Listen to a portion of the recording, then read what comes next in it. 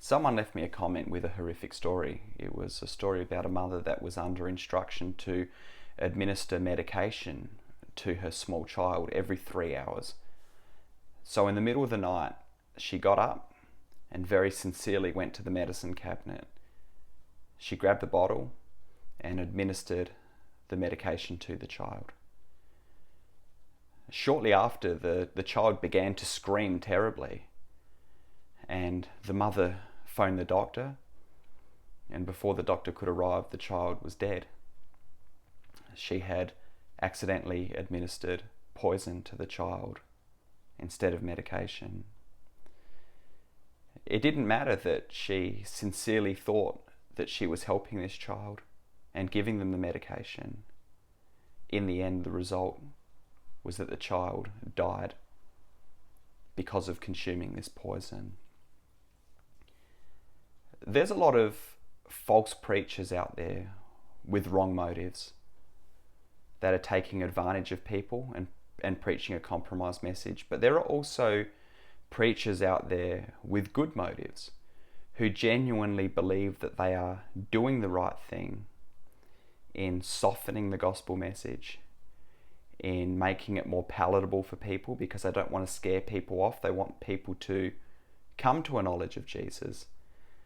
But in doing so, what they're actually doing is compromising and distorting the gospel message so that these people don't hear the true gospel and they get a version of Christianity which is about the benefits of following Christ rather than communicating the costs of following Christ. And whether someone is preaching this from bad motives or the best of motives, the end result is still exactly the same. They, rather than administering the healing power of the gospel to the people that are coming through their church, they are administering poison, which is killing the people in the church, even if their intention is not this. It's very easy to get very angry, to have righteous anger towards pastors that are deliberately manipulating the word of God. And there can be a temptation for those pastors who are sincerely trying to do the right things but are misled and deceived to think that, well, we should just leave them alone because their heart's in the right place. But the problem is that they are still administering the poison to their congregation. If you were in that situation with the mother and the child, and you could see that the mother was going to the cabinet, and she put her hand on the poison and she's grabbing it and she's going to the child, you would run towards that mother. You would scream at that mother. You would shout at that mother. You would grab her hand. You would knock the bottle out of her hand. If you would tackle her to the ground if you had to, because of the danger that that child's under, even though that mother is acting with the best of intentions. And this is the same that we see in churches a lot of the times. Like I said, people can have, pastors, preachers, churches can have really bad motives, but sometimes they are just incredibly misguided, sadly. I think the worst thing that people can do is just to remain silent. I think if you're in one of these churches, you should speak to your pastor. And if they don't change things, leave.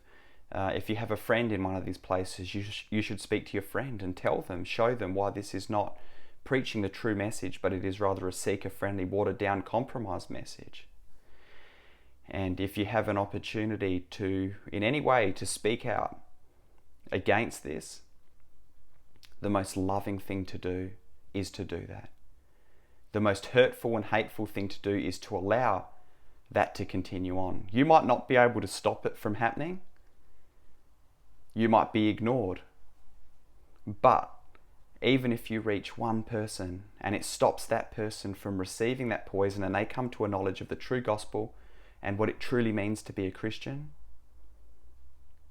then something fantastic has been accomplished. So I just want to encourage you, friends, do it with the right motives, do it with a care for people, do it that your heart is grieved that the word of God is being mishandled. But whatever you do, do it. Do it with discernment, do it with love, But don't be afraid to speak up for the truth of God, because someone's soul may well depend upon it. God bless you, friends.